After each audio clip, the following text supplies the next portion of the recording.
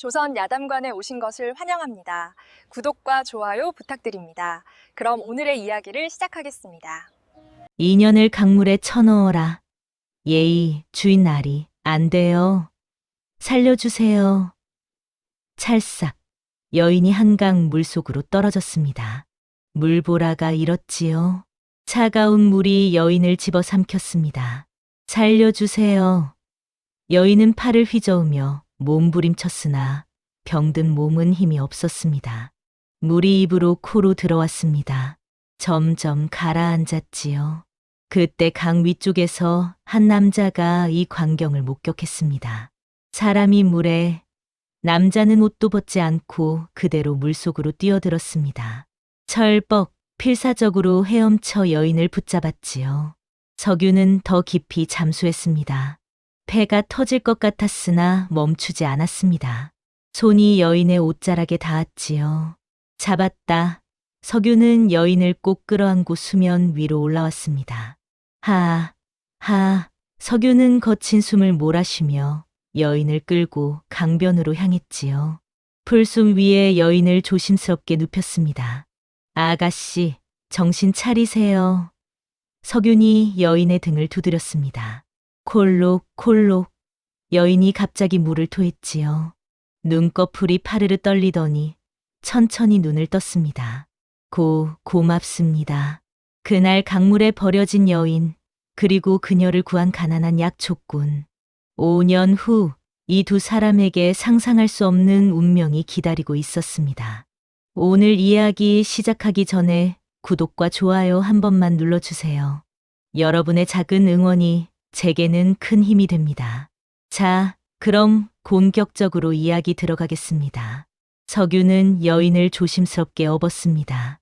여인은 깃털처럼 가벼웠지요. 얼마나 굶었으면 이렇게 가벼울까? 석유는 마음이 아팠습니다. 은인, 성함이 어떻게 되십니까? 여인이 작은 목소리로 물었습니다. 저는 석윤이라고 합니다. 산에서 약초 캐는 사람이에요. 저는 설아라고 해요. 여인은 그렇게 말하고 고개를 떨구었습니다. 의식을 잃은 겁니다. 석유는 발걸음을 재촉했지요. 북한산 자락오솔길을 한참 올라가자 초라한 초가집이 나타났습니다. 석윤이 대문을 열고 들어가며 소리쳤습니다. 어머니, 60대 여인이 나왔습니다. 박씨 부인이었지요. 석윤아, 무슨 일이냐? 이 아가씨가 강물에 빠져서 제가 구했어요. 박씨 부인은 당황했지만 곧 마음을 다잡았습니다. 어서 안으로 들어오너라. 석윤이 여인을 방에 눕혔습니다. 박씨 부인은 여인의 이마에 손을 댔지요. 얼음장 같았습니다. 이런, 체온이 너무 낮구나. 석윤아, 어서 불을 지펴라. 박씨 부인은 여인의 젖은 옷을 벗기고 마른 옷으로 갈아입혔습니다. 옷을 벗기는데 여인의 몸에 멍 자국이 가득 보였지요. 팔에도, 등에도, 다리에도 맞은 흔적이었습니다. 박씨 부인은 가슴이 아팠습니다. 이 아이가 얼마나 고생했을까? 박씨 부인은 여인을 이불로 꼭 덮어주며 속삭였습니다. 아가씨, 이제 괜찮아요. 여기는 안전해요. 석윤이 불을 지폈습니다. 방이 점점 따뜻해졌지요.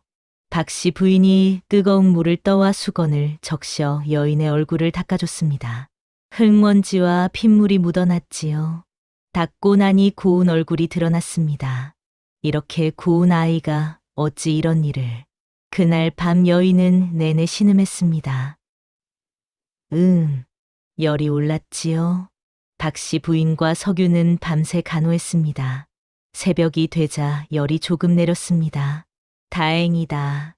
고비는 넘긴 것 같구나. 사흘이 지났습니다. 박씨 부인이 설아의 옷을 수선하다가 무언가를 발견했습니다. 옷 속에 은으로 만든 비녀가 숨겨져 있었지요.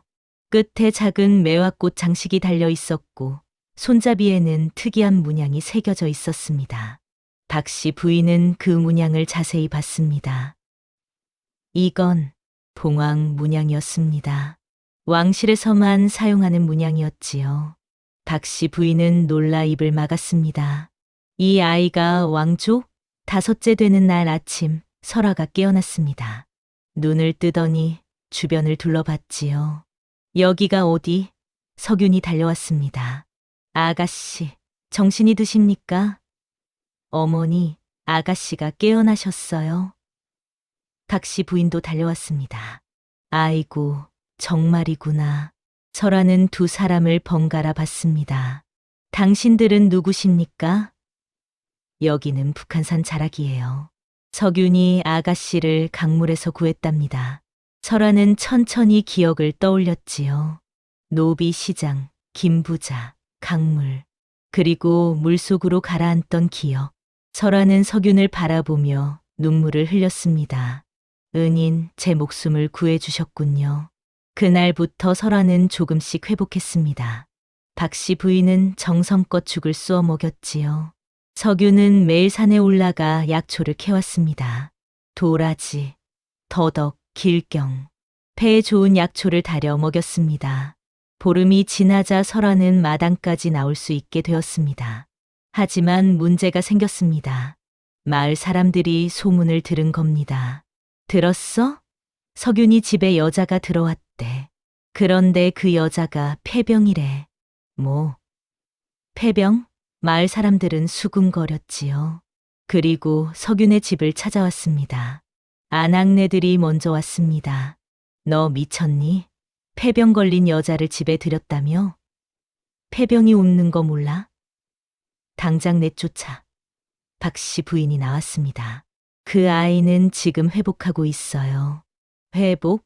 폐병이 어떻게 회복해? 아낙네들은 소리를 지르며 돌아갔습니다. 이틀 후 마을 남자들이 왔습니다. 몽둥이를 들고 있었지요. 석윤, 당장 그 여자 내보내. 전염병 환자는 마을에 둘 수 없어. 우리 가족들 생각 안 해. 석윤은 고개를 저었습니다. 저희 집에만 있습니다. 마을에 안 나가겠어요. 안 돼. 오늘 안으로 내보내. 남자들은 돌을 던졌습니다. 쿵, 돌이 지붕에 떨어졌지요. 설아는 방 안에서 그 광경을 다 들었습니다. 눈물이 흘렀지요.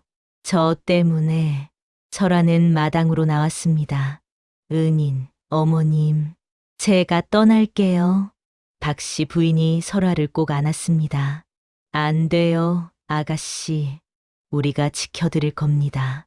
그날 밤, 석윤은 설아의 등에 난 깊은 상처에 약을 발랐습니다. 촛불 아래 그녀의 하얀 등을 어루만지며 약초 연고를 조심스럽게 바르는 순간 두 사람 사이엔 묘한 기류가 흘렀습니다. 아파요? 석윤이 조심스럽게 물었습니다. 괜찮아요. 설아는 작은 목소리로 대답했지요. 은인, 저 같은 천한 것을 이렇게. 설아는 처음으로 마음을 열고 눈물을 흘렸습니다. 석윤은 손을 멈추지 않고 계속 약을 발랐습니다. 천하다니요. 아가씨는 소중한 사람입니다. 설아는 고개를 돌려 석윤을 바라봤습니다. 촛불에 비친 석윤의 얼굴은 따뜻했습니다. 은희는 왜 저를 구하셨어요? 사람을 구하는데 이유가 필요한가요? 석윤은 웃으며 말했지요. 마을 사람들은 모두 저를 손가락질하는데 사람들이 뭐라 하든 상관없어요. 제가 옳다고 생각하는 일을 할 뿐입니다. 설아의 눈에서 눈물이 흘렀습니다. 고마워요, 은인. 석윤은 설아의 등에 약 바르기를 마치고 옷을 덮어주었습니다.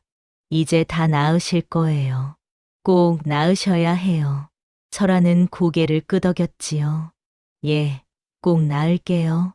그리고 이 은혜를 반드시 갚을게요. 밖에서는 바람이 불었고 나무잎이 흔들렸습니다. 하지만 방 안은 따뜻했지요. 촛불이 두 사람을 부드럽게 비추고 있었습니다.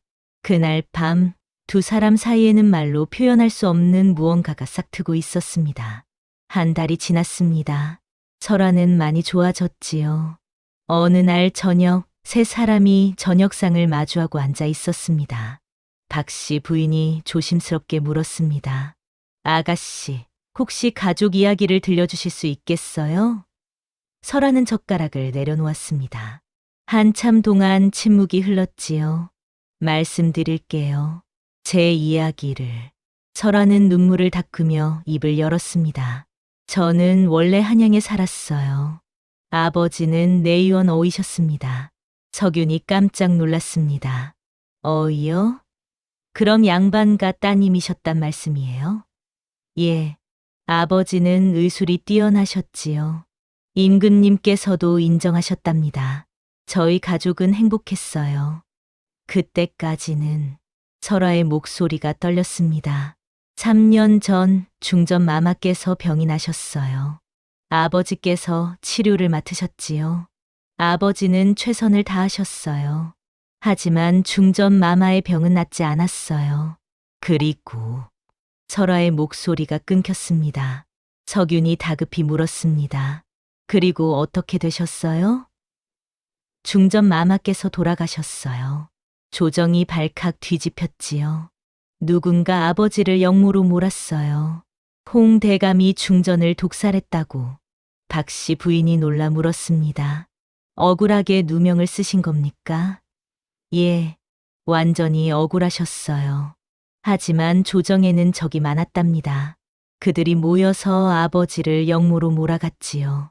결국 아버지가 효수당하셨어요. 어머니와 오빠도 모두 죽었어요. 설아는 울음을 터뜨렸습니다. 박씨 부인이 설아를 꼭 안아줬지요. 설아는 박씨 부인의 품에서 계속 말했습니다. 저만 살았어요. 아버지께서 마지막으로 저를 숨겨주셨거든요. 설아야, 살아라. 꼭 살아남아라. 저는 도망쳤어요. 밤에 몰래 한양을 벗어나 산속으로. 하지만 길을 잃었고 결국 쓰러졌지요. 그리고 노비 사냥꾼에게 잡혔어요. 석윤이 분노에 떨며 물었습니다. 그들이 아가씨를 노비로 팔았단 말이에요? 예, 그들이 저를 김부자에게 팔았어요. 세냥에. 김부자는 저를 며칠 부려먹다가 제가 폐병에 걸렸다는 걸 알고는 강물에 던졌습니다. 박씨 부인이 설아의 등을 쓰다듬었지요. 아가씨, 정말 고생이 많았구나. 며칠 후였습니다. 어느 날 검은 옷을 입은 사내들이 마을에 나타났습니다. 3명이었지요. 설아라는 여인을 찾소. 마을 사람들이 수군거렸습니다. 석윤은 급히 집으로 달려가 설아를 산속 약초밭에 숨겼습니다. 그리고 사내들에게 거짓말을 했지요. 그런 사람 모릅니다. 사내들은 마을을 샅샅이 뒤졌으나 설아를 찾지 못하고 떠났습니다. 사내들이 떠난 후 석윤은 설아를 데려왔습니다. 설아는 온몸을 떨고 있었지요. 저들은 저를 죽이러 온 자들입니다. 석윤이 설아의 손을 꼭 잡았습니다. 걱정 마세요. 제가 지킬게요.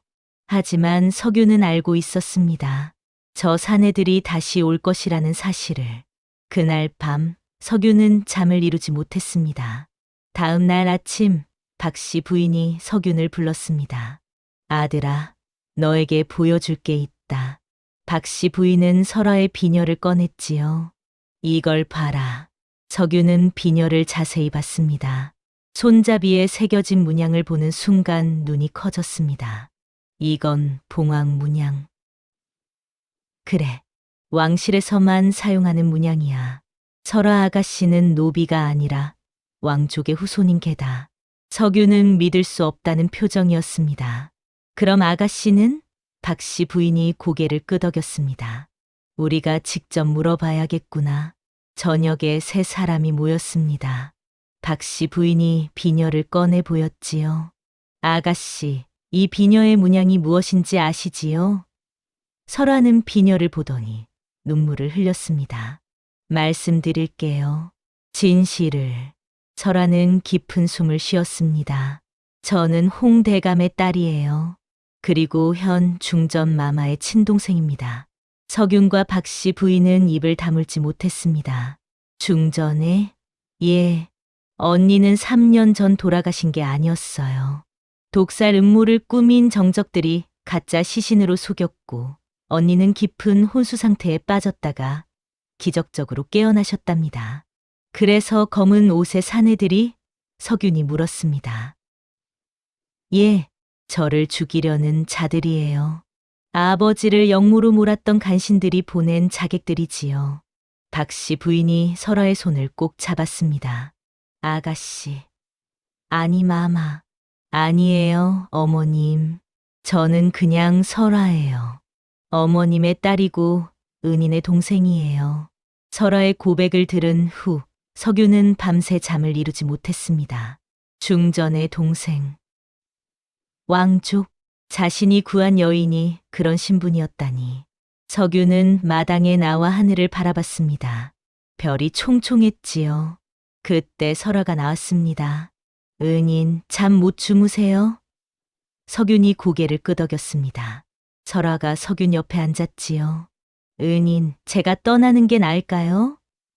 그럼 은인 가족이 편해지실 텐데. 석윤이 설아를 돌아봤습니다. 무슨 소리예요? 절대 안 됩니다. 하지만 저 때문에 위험해지시잖아요. 석윤이 설아의 손을 잡았습니다. 아가씨. 아니, 설아. 우리는 이미 가족이에요. 어머니 말씀 기억하세요? 우리는 생명으로 이어진 가족이라고. 가족은 서로 지키는 거예요. 설아의 눈에서 눈물이 흘렀습니다. 은인, 석윤이 단호하게 말했습니다. 저는 평범한 약초꾼이지만 당신을 지키겠습니다. 목숨을 걸고. 설아는 석윤의 품에 얼굴을 묻었습니다. 고마워요. 정말 고마워요. 두 사람은 한참을 그렇게 있었습니다. 달빛이 두 사람을 비추고 있었지요. 그날 밤 석윤은 마음속으로 다짐했습니다. 설아를 지키겠다고. 어떤 일이 있어도. 박씨 부인은 방문 틈으로 두 사람을 바라보며 미소 지었습니다. 우리 아들 좋은 사람을 만났구나. 하늘이 복을 내려주실 거야. 며칠 후 폭우가 쏟아지는 밤이었습니다. 천둥이 치고 번개가 번쩍였지요. 설아는 방에서 두려움에 떨고 있었습니다. 그때 석윤이 방문을 열었습니다. 설아, 괜찮으세요? 석윤이 들어와 설아 옆에 앉았습니다. 무서워하지 마세요. 제가 여기 있잖아요. 설아가 석윤의 손을 꼭 잡았습니다. 은인, 저 두려워요. 자객들이 다시 올까봐. 석윤이 설아의 손을 두 손으로 감쌌지요. 걱정 마세요. 제가 지킬 거예요. 설아는 석윤을 바라봤습니다. 좁은 방 안에서 두 사람의 거리가 가까워졌습니다. 은인, 설아가 떨리는 목소리로 말했습니다. 당신이 아니었다면 저는 벌써 죽었을 거예요. 석윤도 설아를 바라봤습니다. 저도 설아를 만나 비로소 살아있음을 느낍니다. 두 사람의 얼굴이 가까워졌습니다. 빗소리만 들렸지요. 설아가 속삭였습니다. 은인, 아니 석윤. 저를 지켜주셔서 고마워요. 석윤이 설아의 손을 더욱 꼭 쥐었습니다. 저도 고마워요. 제 삶에 들어와 줘서. 밖에서는 폭우가 쏟아졌지만 방 안은 따뜻했습니다. 두 사람은 서로를 바라보며 말없이 앉아 있었지요. 그날 밤 두 사람 사이에는 사랑이 싹트고 있었습니다. 말로 표현하지 않아도 느낄 수 있는 그런 감정이었습니다. 박씨 부인은 밖에서 미소를 지으며 방으로 돌아갔습니다. 하늘이 맺어준 인연이구나. 다음 날 아침이었습니다. 석윤이 마당을 쓸고 있는데 대문을 두드리는 소리가 들렸습니다. 쿵쿵쿵. 석윤이 대문을 열었지요. 뚱뚱한 사내가 조수들과 함께 서 있었습니다. 김부자였습니다. 내가 석윤이냐? 예, 그런데요. 김부자가 비웃으며 말했습니다. 너희 집에 내 노비가 있다며? 박씨 부인이 나왔습니다. 노비라뇨? 우리 아들이 강물에 빠진 사람을 구했을 뿐이에요. 강물에 빠진 사람? 그녀는 내가 새냥 주고 산 내 노비요. 내 물건이라고. 석윤이 앞으로 나섰습니다. 아가씨는 당신 노비가 아닙니다. 당신이 강물에 던져 죽이려 했잖아요. 김 부자가 코웃음 쳤습니다. 그래서? 내 물건인데 내가 어쩌든 상관없잖아. 석윤은 분노에 떨었지요. 사람을 물건이라고요? 김 부자가 손을 내밀었습니다. 말 맞네. 어쨌든 그녀는 내 노비야. 돌려줘. 안 그러면 돈으로 갚든지. 열량 맞네. 박씨 부인이 놀라 말했습니다. 열량이요? 우리 같은 가난한 집에 열량이 어디 있어요? 김 부자가 주변을 둘러봤습니다. 마을 사람들이 지켜보고 있었지요. 여러분, 들으셨지요? 이 집이 내 노비를 훔쳤어요. 법으로 따지면 도둑질이에요. 마을 사람들이 수군거렸습니다. 노비를 훔쳤대. 그건 범죄잖아. 김 부자가 만족스럽게 웃었습니다. 그런데 말이야, 내가 인정이 많아서 5년을 기다려주지. 5년이요? 석윤이 물었습니다. 그래. 대신 열량이 아니라 14냥을 갚아. 열량 빚에 내냥 보관료. 5년 후에 못 갚으면 너희 셋 다 노비로 팔아버린다. 박씨 부인이 김 부자의 다리를 붙잡았습니다. 제발요. 그건 너무 가혹해요. 김 부자가 박씨 부인을 발로 밀쳤지요. 비켜. 늙은이가. 5년이면 충분하잖아. 그것도 못 갚으면 죽는 게 낫지. 설아가 방에서 나왔습니다. 제가 가겠어요. 석윤이 설아 앞을 막아섰습니다. 안 됩니다. 절대 안 돼요. 김 부자가 설아를 보더니 입꼬리를 올렸습니다. 오, 많이 좋아졌네. 그래, 내가 알아서 해. 조수들이 설아를 끌고 가려 했습니다. 석윤이 조수들을 밀쳤지요. 손대지 마. 김 부자가 소리쳤습니다. 그럼 어쩔 거야? 돈 낼 거야? 노비 낼 거야? 석윤이 떨리는 목소리로 말했습니다. 5년 후 제가 꼭 찾아가서 14냥을 드리겠습니다. 그러니 제발 조금만 기다려 주세요. 김 부자는 잠시 생각하더니 웃었습니다. 좋아. 5년을 기다려 주지. 대신 못 갚으면 내 목숨을 내놓는 거야. 알겠어? 석윤은 눈물을 흘리며 고개를 끄덕였습니다. 알겠습니다. 감사합니다. 김 부자 일행이 떠났습니다. 5년 후에 봅시다. 14냥 준비해놔. 마당에는 석윤과 박씨 부인, 설아만 남았지요. 박씨 부인이 석윤을 꼭 안았습니다. 우리 아들. 설아도 울면서 석윤의 손을 잡았습니다. 은인, 저 때문에.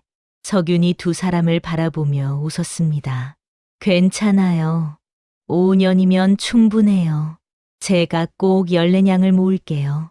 세 사람은 서로를 꼭 안았습니다. 하늘에서는 구름이 흘러가고 있었지요. 그날부터 세 사람은 필사적으로 일했습니다. 석윤은 새벽부터 밤까지 산에서 약초를 캤지요. 설아는 완전히 회복되어 바느질로 돈을 벌었습니다. 박씨 부인은 밭일을 하며 채소를 팔았지요. 하지만 마을 사람들은 여전히 그들을 손가락질했습니다. 석윤이 장터에 나가도 아무도 약초를 사지 않았습니다. 저리 가, 폐병울마. 설아의 바느질도 아무도 사지 않았지요. 그래도 세 사람은 포기하지 않았습니다. 서로를 격려하며 하루하루를 살아갔지요. 1년이 지났습니다. 겨우 한 냥을 모았습니다. 2년이 지났습니다. 2냥을 더 모았지요. 3년이 지났습니다. 돈 주머니에는 4냥이 들어 있었습니다. 석윤이 돈 주머니를 보며 한숨을 쉬었습니다. 3년에 4냥, 2년이 남았는데 10냥이 더 필요해. 가능할까? 박씨 부인이 아들의 손을 잡았지요. 할 수 있어, 아들아. 우리가 함께하면 못할 게 없어. 설아도 고개를 끄덕였습니다. 맞아요. 마지막 2년 전력을 다해봐요. 세 사람은 서로를 격려했습니다. 하지만 속으로는 모두 불안했지요. 2년 안에 10냥, 정말 가능할까? 그날 밤, 세 사람은 마당에 둘러앉았습니다. 달이 밝았지요. 박씨 부인이 말했습니다. 아들아, 설아야. 우리가 14냥을 모을 수 있든 없든 우리는 최선을 다한 거야. 후회는 없을 거란다. 석윤과 설아는 눈물을 흘리며 고개를 끄덕였습니다. 예, 어머니. 3년 후 김 부자가 다시 찾아왔습니다. 조수들과 함께였지요. 야, 석윤, 나왔어? 석윤이 대문을 열었습니다. 김 부자가 비웃으며 말했습니다. 오랜만이네. 잘 지냈나? 3년 만이지. 돈 얼마나 모았어? 석윤이 떨리며 돈 주머니를 꺼냈습니다. 여기 있습니다. 김 부자가 돈 주머니를 받아 돈을 세기 시작했습니다. 하나, 둘, 셋, 넷. 김 부자의 얼굴이 일그러졌습니다. 뭐야? 겨우 내냥. 3년 동안 겨우 내냥밖에 못 모았어. 석윤이 고개를 숙였습니다. 저희가 가난해서 최선을 다했습니다. 김 부자가 돈 주머니를 바닥에 던졌습니다. 쨍그랑 돈이 땅에 흩어졌지요. 최선? 이게 최선이야? 14냥 약속했잖아. 2년 남았는데 10냥이 더 필요하다고. 박 씨 부인이 나와 김 부자 앞에 무릎을 꿇었습니다. 제발요. 2년만 더 기다려 주시오. 꼭 모으겠습니다. 김 부자가 박 씨 부인을 내려다봤습니다. 2년. 믿을 수가 없어야지. 3년에 4냥이면 1년에 1냥 조금 넘게 모으는 거잖아. 2년이면 2냥 정도밖에 못 모으겠네. 그럼 총 6냥, 8냥 모자라. 석윤이 다급히 말했습니다. 더 열심히 할게요. 약초도 더 캐고 품팔이도 하고. 김 부자가 비웃었습니다. 너 같은 놈 누가 써줘? 폐병이랑 사는 놈을. 김 부자가 땅에 흩어진 돈을 주워 담았습니다. 이 내냥은 내가 가져간다. 보관료야. 2년 후에 14냥 가져오면 돌려줄게. 석윤의 눈이 커졌습니다. 그거 저희가 3년 동안 모은 돈인데. 김 부자가 웃었습니다. 그러니까 더 열심히 모아야지. 2년 후에 18냥 가져와. 14냥 빚에 내냥 보관료. 이해했어. 김 부자 일행이 떠났습니다. 세 사람은 절망에 빠졌지요. 3년 동안 모은 돈마저 빼앗겼습니다. 겨울이 왔습니다. 어느 날 박 씨 부인이 갑자기 쓰러졌습니다. 어머니, 석윤이 달려갔지요. 박 씨 부인은 열이 펄펄 끓고 있었습니다. 마을 의원을 불렀지만 고개를 저었습니다. 이런 병은 처음 봅니다. 모르겠어요. 석윤의 얼굴이 하얗게 질렸습니다. 설아가 박 씨 부인을 살폈습니다. 열, 기침, 이상한 매. 설아는 어린 시절 아버지에게 배운 것을 떠올렸지요. 이건 한열병이에요.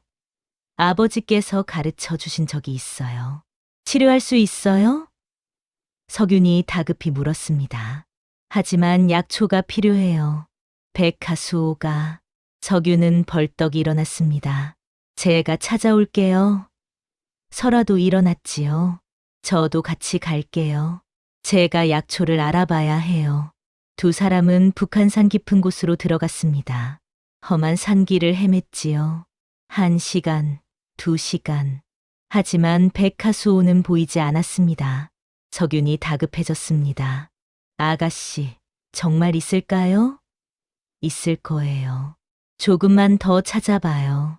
그때 설아가 큰 바위 뒤에서 무언가를 발견했습니다. 은인, 여기 있어요. 바위 틈 사이에 백하수호가 자라고 있었지요. 다행이다. 두 사람은 서둘러 약초를 캐서 집으로 돌아왔습니다. 설아가 백하수호를 다렸습니다. 방 안 가득 약 냄새가 퍼졌지요. 석윤이 박 씨 부인을 부축해 일으켰습니다. 어머니, 약 드세요. 박 씨 부인이 약을 다 마셨습니다. 1시간이 지나고 2시간이 지났지요. 자정이 넘어서 박 씨 부인의 얼굴에 변화가 보이기 시작했습니다. 땀이 나기 시작했지요. 열이 내리고 있어요. 설아가 외쳤습니다. 새벽이 되자 박 씨 부인이 눈을 떴습니다. 아들아, 설아야. 어머니, 석윤이 어머니 손을 잡았지요. 내가 날 살렸구나, 설아야. 박 씨 부인이 설아의 손을 잡았습니다. 며칠이 지나 박 씨 부인은 완전히 회복했습니다. 세 사람은 다시 돈을 모으기 시작했지요. 하지만 시간은 빠르게 흘렀습니다. 1년이 지났습니다. 겨우 6냥을 모았지요. 반년이 남았습니다. 석윤이 말했습니다. 반년 남았어요. 10냥이 더 필요해요. 세 사람은 더욱 필사적으로 일했습니다. 석윤은 밤낮으로 산에 올랐지요. 설아는 손가락이 부르트도록 바느질을 했습니다. 박씨 부인은 집안의 물건들을 하나씩 팔았습니다. 석 달이 지났습니다. 3냥을 더 모았지요. 총 9냥이었습니다. 한 달이 남았습니다. 5냥이 부족했습니다. 석윤이 절망했습니다. 한 달에 5냥. 불가능해. 설아가 비녀를 꺼냈습니다. 제가 이걸 팔까요? 석윤이 고개를 저었지요. 안 됩니다. 그건 아가씨 어머니 유품이잖아요.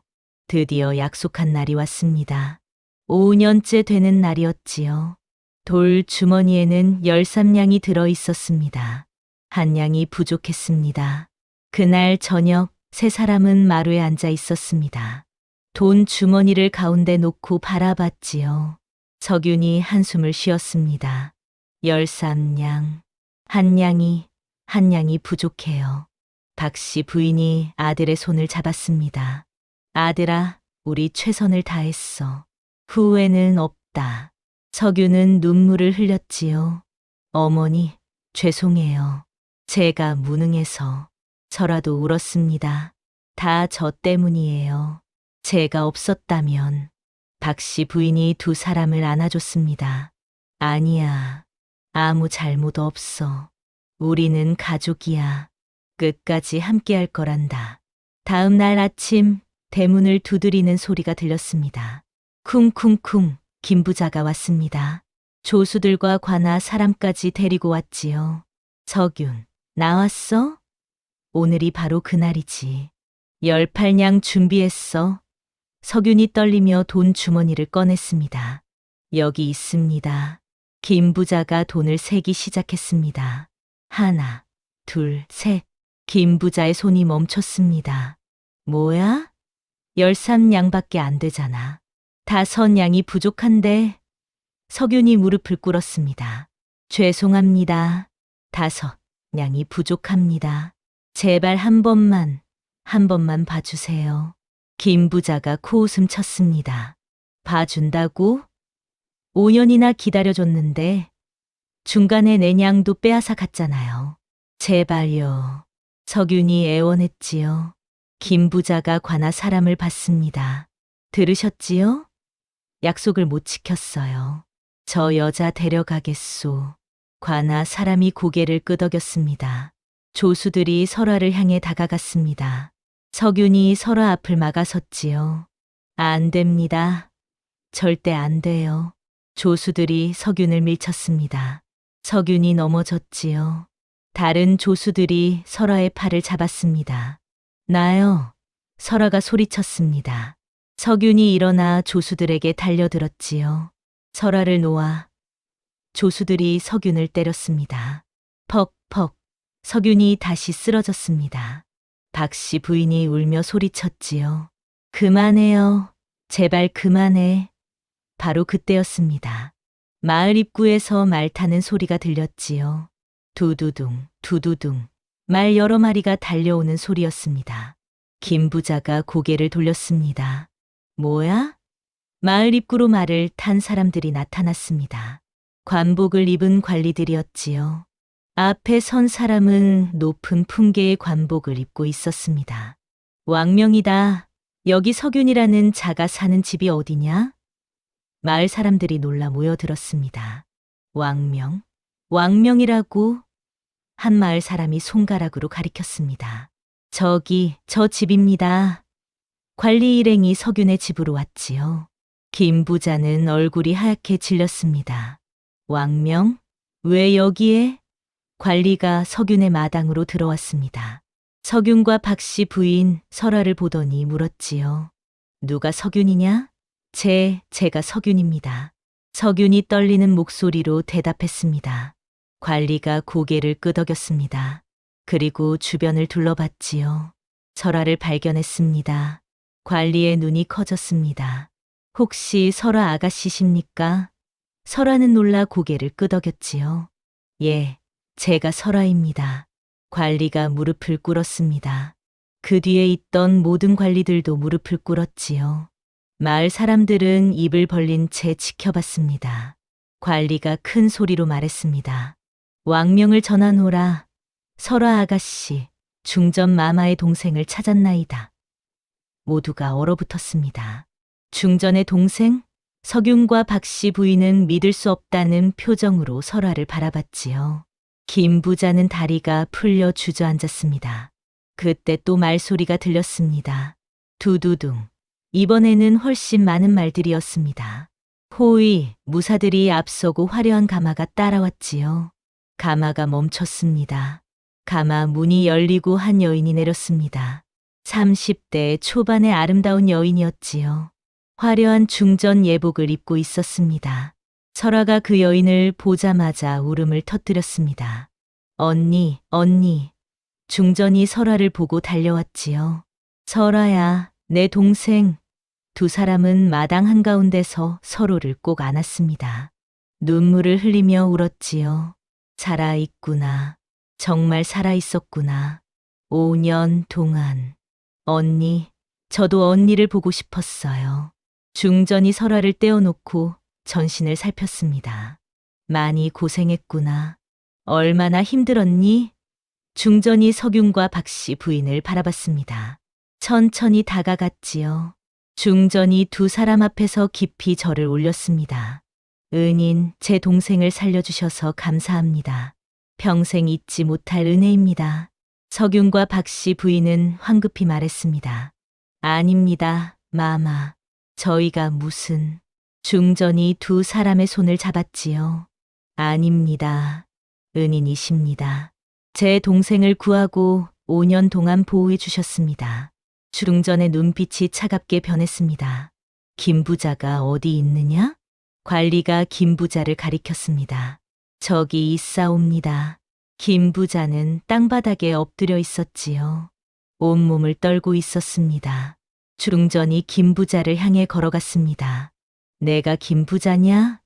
죄송합니다, 마마. 김 부자는 머리를 조아렸습니다.